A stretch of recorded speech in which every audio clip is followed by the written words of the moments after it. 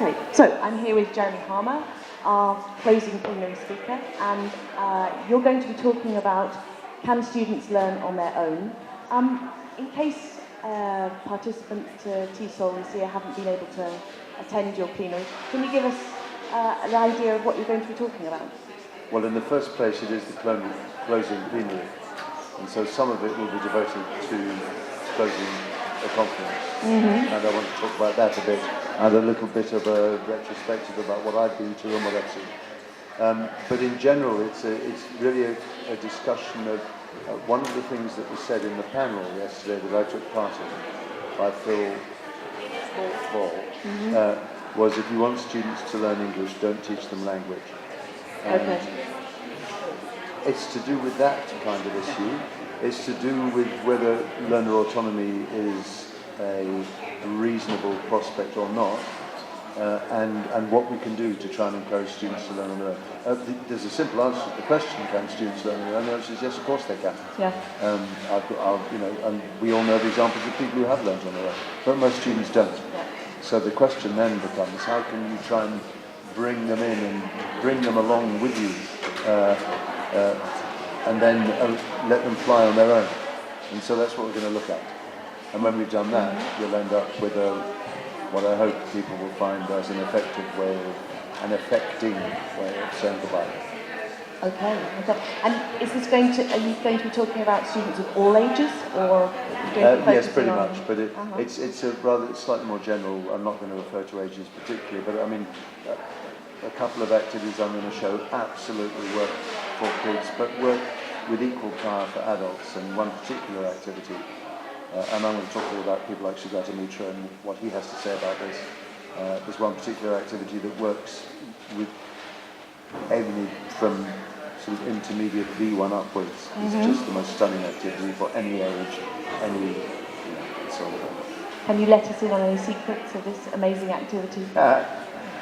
It's almost my favourite activity in the world, and it's perfectly simple. You give a group of 5 to 7 people a poem, and you say in 25 minutes you have to perform the poem. Okay. And you can do it any way you like. You can say it in chorus, you can say it individually, word for word, word by word, line by line. You can act, you can do it lying on the floor, standing up, sitting down, don't care. But the only condition is that every single member of the group has to be involved. And whenever I've done it with students, with teachers, as a participant myself, the level of commitment that you see amongst the participants is absolutely stunning. It's unlike, I learned this activity from someone called Alan Paul Vaness, and he learned it from someone called Alan Maley. I think it's one of my favourite activities in the world. It's not, it doesn't do everything. It doesn't teach language, but it is an example of how if you give students the right kind of need, if you provoke the right kind of need in them, they can pretty much do it themselves. And then that leads us, of course, to Sugata Mitra and his idea that you don't really need teachers at all.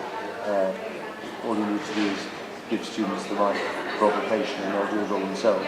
And that will lead me back to saying, well, actually, I'm not sure that's true. I think you do need teachers have roles, etc. That's the kind of territory we're going to be in. And would you give them, as this is the 400 years of Shakespeare's death, would you be giving them a Shakespearean sonnet to do in their group of 5 to 7 students? You might well do that.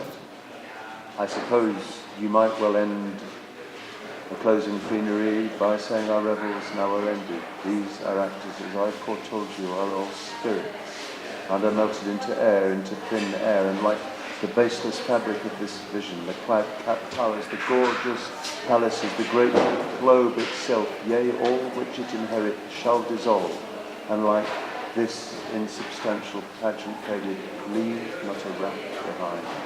We are such as dreams are of a little life surrounded with the sleep.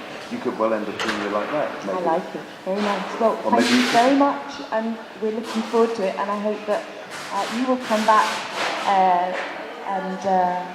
and we won't be teacherless, and we will be led for the rest of the TESOLs to come. So thank you very much. Thank you very much. Nice to talk to you. And thank you for inviting me. Thank you.